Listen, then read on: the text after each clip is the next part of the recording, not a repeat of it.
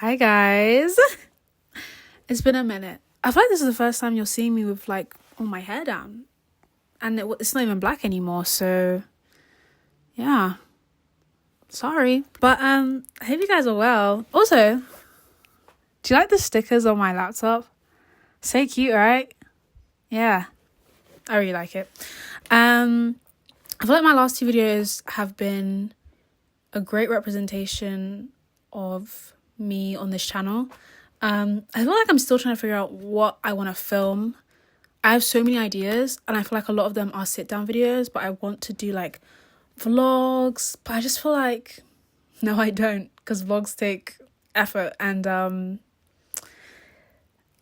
I do want to put in the effort, but I feel like sometimes I start off the morning great, I'm vlogging, and then it gets halfway through the day. And also it's really hot in London right now, so I don't want to do anything. Even I've come home from work, I did a little debrief with my mum, and now I'm sat down to film a video because I was on the bus home and I was like, I'm already kind of cute, I'm already in a good mood, so I thought, why not? And also the sun's out. I feel like every time I'm in the mood to film, I look so bummy, and I'm just like, would you guys kill me if I had a bonnet on? But today I am talking about why you should never stop questioning and why you should keep going. And this is like a little like get your spirits up kind of vibe. And I think I thought of this idea when a lot of stuff for me were going wrong in my life. When I felt like it just wasn't going, like I didn't feel like I was on the right path and I had to keep pushing. But when I say never stop questioning, it's not that you should question yourself into a black hole. I think it's important to question why you're doing things. And I think the main point of this video is to know that your purpose is to just live life. Doesn't matter if you like get this job or you date this person or whatever. I think the main purpose is that you enjoy the life that you live. And if that means you have to reach this certain goal to enjoy life, then I won't yuck your yum. But at the same time, it's moments like these where I sit by myself and I think about life, where I value life the most and I feel the most fulfilled and like I'm getting the most purpose out of my life, where I'm finding the most purpose in my life. So first of all, I think for me, I'm always asking, am I doing the right thing in life? I think I know when I'm not doing the right thing in my life, but I think sometimes I feel like I've strayed so far from my path. But I saw this one TikTok. Let me cook. I saw this one TikTok and it was like, the reason why you think you're not on the right path anymore is because it feels like there's nothing to do, or there's no like obstacles, or actually I can't remember the TikTok. I'll see if I can find it and put it here. How do you know that you're on your path? Because it disappears. That's how you know. How do you know that you're really doing something radical? Because you can't see where you're going. That's how you know. But everything you have lent on for your identity has gone. Mm-hmm. And so you are going to enter the black contemplative splendors of self-doubt at the same time as you're setting out on this radical new path. So you need to know how you know where you are. Poetry shows how incredibly precise it is in there. Mm-hmm. It was a story that would be told to a young boy or girl that would ask the question, what do I do when I'm lost in the forest? Mm-hmm. Here's the answer that the elder gives. You can feel from this how precise the teaching is. The elder says, stand still. The trees ahead and bushes beside you are not lost. Stand still. What do I do when I'm lost in the forest? Stand still. The trees ahead and bushes beside you are not lost. Wherever you are is called here, and you must treat it as a powerful stranger, must ask permission to know it and be known. Listen, the forest breathes. It whispers, I have made this place around you. If you leave it, you may come back again, saying, here. Stand still. The forest knows where you are. You must let it find you. You see, what's astonishing about that poem is you can say, there are three things in this poem, you see, that are absolutely clear. First of all, the elder says, you cannot sleepwalk your way into your destiny. you must wake up and pay attention. Stand still. The trees ahead and bushes beside you are not lost. You must pay attention. Second stage is that in this teaching from the elder is this incredible feeling of silence. That unless you have this silence in your life, and you feel the silence in the poem, where he says, if you leave it, you may come back again saying, here. And I think what the elder is saying there is that if you pay real attention, unless you have silence, an ability for silence in your body to do that, then you will get too frightened, because all the voices inside you will drown out any real change. You have 100 reasons not to make any real change, you see, and you've got all the voices and all the reasons not to do it. And so the ability for profound silence is being called on here, and then that attention can flower into something else. The poem seems to be attempting to awaken a kind of intuitive sense. That's right. And then this amazing last line, the forest knows where you are. You must let it find you. Yeah. But I think for me personally, I'm always asking if I'm doing the right thing in life.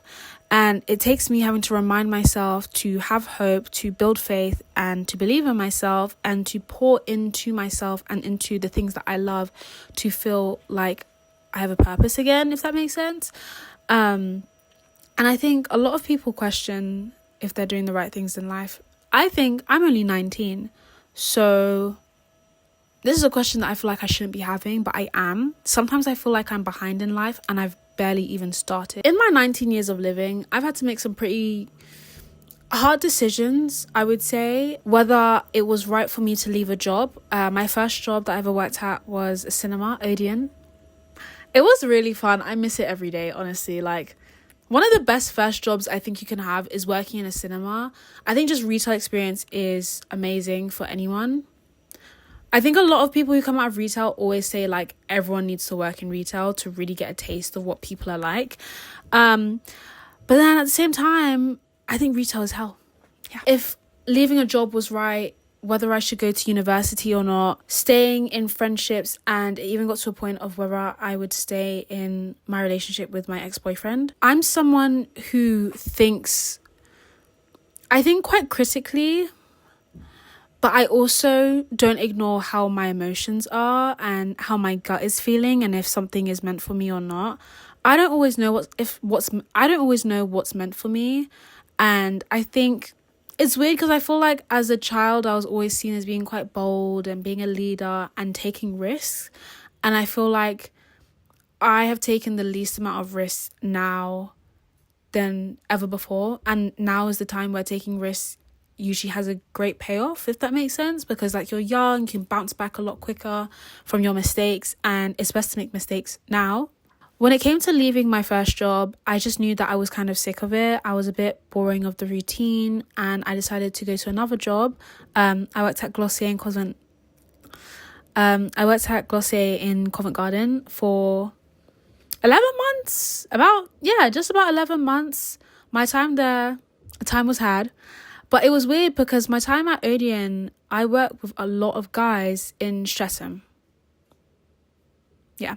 And then I go to working with a lot of girls in central London, and it's just a completely different thing. I never felt like I had to code switch, like, thankfully. If anything, I feel like I have to code switch more in my current job, just because it's just so different. Like, all my jobs have been similar, but like quite different at the same time, especially with like demographic stuff like that. And leaving my first job felt like a big jump. But then leaving my second job felt like an even bigger jump because I was older. I started getting comfortable again. And I was just like, is this new job that I'm going to move into going to benefit me more? And I think when I was younger, I used to say, like, I love change. I love big change. And I think I still love change. I just don't like when change happens so quickly.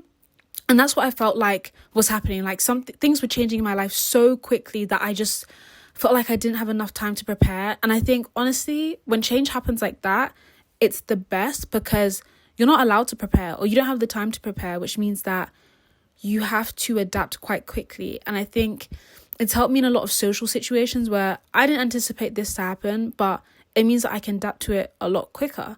And I think every time I've left a job, only twice, but every time I've left, I've always questioned, like, am I making the right choice? And the answer has always been yes, because I love experiencing new things. I absolutely love meeting new people. And I think unless I put myself in that position to meet new people, I'm not going to meet new people. I posted on TikTok the other day how London is so lonely. Like, it was like a really cheeky TikTok. It wasn't anything serious. But I was just like, is anyone else like going through this like loneliness epidemic where you feel like you have no friends? So in my time at secondary school, I didn't really come out with like a whole load of like really like genuine in-depth friends. It was usually just like people that I got on with. We followed each other on Instagram, stuff like that. And then I went to college.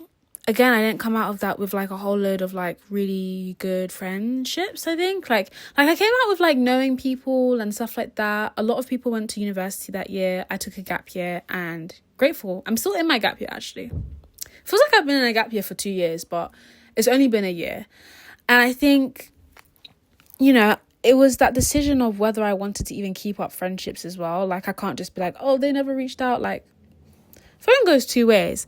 But I think unless you have like a great like group of friends, or even a friend or two in London that make you feel so seen, London is so lonely. And it makes me think of a city like New York, which I'll be going to in August. So expect some content from there. Maybe not even a sit down video, probably vlog. But yeah, like I think of New York, where there's so much happening in that city. And there's actually less people in New York than there is in London. There's 8.9 million people in London. There's 8.3 million people in New York. I wouldn't have believed you if you told me that stat. But I just think like New York is so multifaceted and so diverse. And I feel like this is what I think. London can be very cliquey, right? And I think everyone's seen those TikToks where it's like creatives in London, and they make me laugh because it's actually so true. I'm thinking it's an exaggeration because I don't get out too much. Like, I'm a homebody, guys, and when I am in public spaces. But I went to this chess club the other day with one of my really good friends, and him and I, like, we went for dinner, we went to play chess, and it was really good. But a lot of people outside, like, you could tell that they were definitely there more for the social aspect than the actual chess aspect. And I'm like, who am I to judge? Like, you can go to a club and you can come out of that club thinking, oh, like, I'm not even here for the chess, but I made a nice friend. So I think I'm going to go, like, more often, because I think I'm sometimes nervous to go to places by myself. I'm always like, let me take a friend, let me go with my sister. As you guys have seen in my previous videos, like, my sister, she's my best friend. So I do everything with her, or as much as I can with her. I wouldn't say that I have the most friends at this very moment, which is why I'm like, do you know what? Okay, that's fine. I can pour into my hobbies and I can understand myself a lot better as well. But I think, like, making the decision to not go to university and to still just work and maybe do, like, open university, the uni aspect would definitely be more for the social. A lot of people come out of university being like, I had to teach myself everything. Like, companies don't even care about the degree anymore because they're always looking for, like, experience. And so I'm like, cool. I am on my third job at 19. Like, I've got some experience, like, under my belt. But I think, like, those are the hard decisions that I'm talking about, like not going to university and not allowing that to feel like it's a setback, but not allowing it to make me feel like, oh, I can just stop there. Like, I can just work any job. Like, I'm still actively working towards my goals and what I want to achieve for myself and what I envision success to be for me. And I think when I say to never stop questioning, it's like, what's your, like, if I think of the question, if success was guaranteed no matter what you did, what would you change or what would you do? Or, like, yeah, the question would be, what would you do if success was guaranteed no matter what? And I said that I would do nothing. I would continue living as I'm still living, because I think I'm still doing whatever I can to get where I want to be, if that makes sense. And I feel like I'd either keep still doing the same thing or I'd work even harder. I'd work even harder so that payoff feels even greater. I do think I'm also in therapy right now, so I put a lot of pressure on myself. Pressure never comes from anyone else apart from me. I have very, very, very, very high standards for myself, and the idea of success for me is so big and so grand that I'm just like, oh my gosh, is this even attainable? But then I'm just like, well, yes, it is. Because I personally think that if you can dream it, it can happen.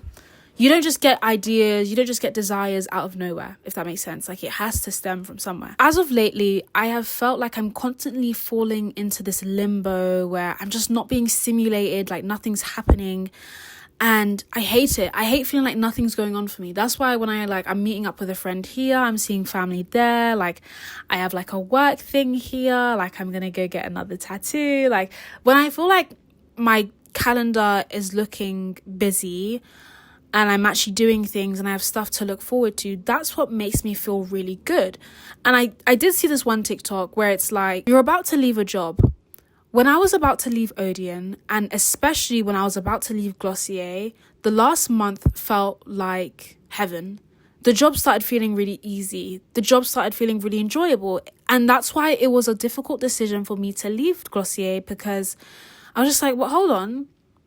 The reason I'm feeling like this is because I'm so excited to move into my new job. So then things stopped seeming as bad as I did view it. Like Glossier, the hours are a bit long. Like, it's a lot of routine.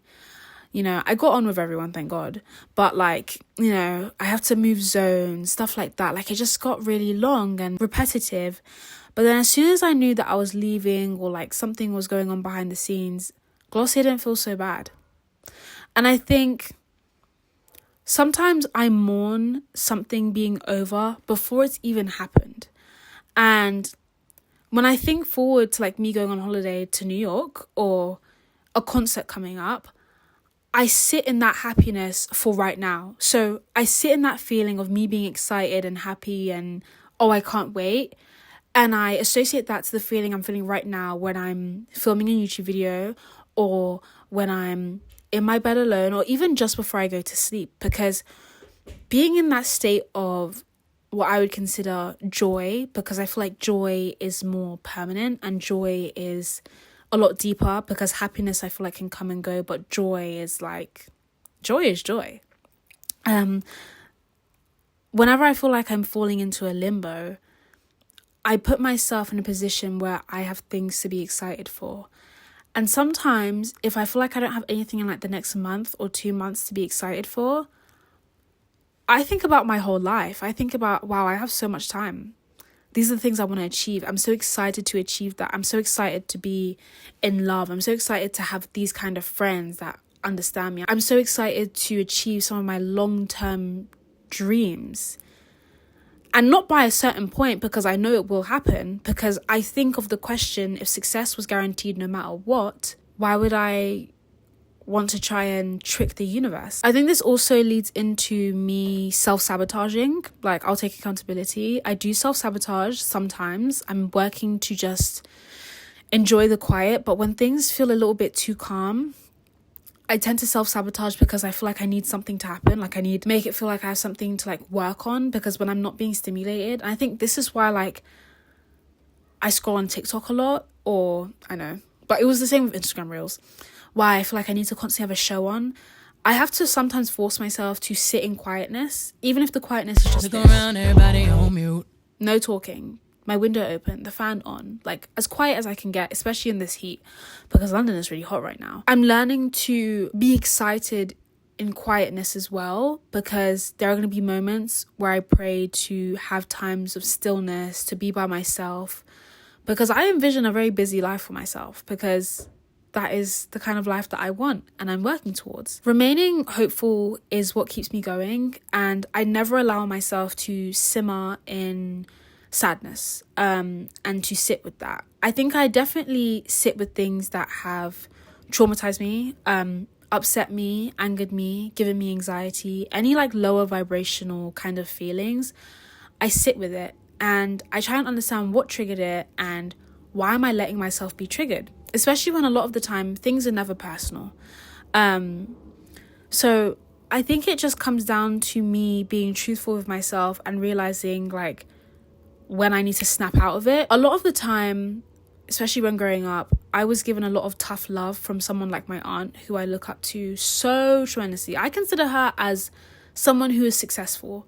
And I think I consider her successful because of how hardworking she is. I have always, in my whole life, considered her as someone who I aspire to be like. She has been my number one inspiration. And I find it funny because she's always been like, I've always been called her twin, and like a little her, but she always thinks I'm smarter than her, which I disagree, because this woman is a accountant. She's a chartered accountant. But I think it's because I know of all the hard work that she's put in to be where she's at how young she is too. And obviously my ideas of success versus her ideas of success could be two completely different things. But I view her as successful because she is joyful. I see success as being joyful.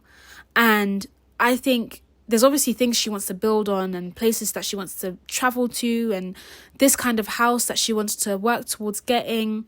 But it's not as if she hasn't put the work in to do it. But I think it definitely gets to a point where things need to run its course and I need to quieten down my brain. So I feel like there's definitely a point where the questioning gets too much. And I think it's because my questioning doesn't come from a place of curiosity anymore, but rather a place of fear and anxiety. I don't allow fear and anxiety to run my life. Not anymore. I refuse. I think that's hard when it's winter time.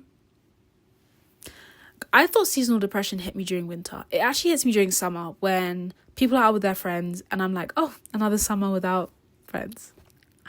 I love that. But I think me putting myself in positions where I can make friends is me taking the first step. I said this in the beginning of the video, but I think a lot of the time we question what our purpose is, and our purpose is to live life. To live however we want. As long as we're not like harming ourselves or other people. To live exactly how we want. I do recommend the movie Soul, if you've not already seen it. I think it's a kid's movie. No, it's not. This shit, I watched it a few years ago and it had me like sad as fuck. I mean, I wasn't paying the most attention to it. So I do need to do a rewatch. But like, I think I came in like halfway through or like a third through when my sister was watching it because it's one of her favorite movies.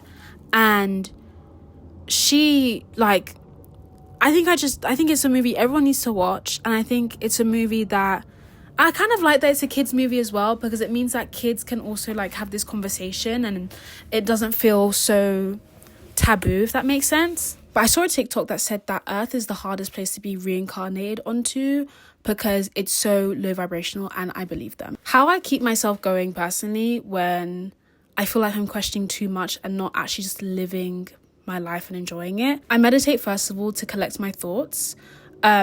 I create, I write, and I make YouTube videos because it's a great outlet for me just kind of speaking to myself, but also like, hey, this person can also listen to what I have to say. Connecting with others, regardless of if it's like a conversation with a stranger, speaking to my mum or my sister, or speaking to my friends even, like connecting with others just makes me feel a lot more grounded. And lastly, just realizing that I am not out of time until I die. Which sounds really morbid, but I always think that I'm running out of time, I'm behind in life, and that won't happen until I die. And even then, it's not over for me, and it's not over for you.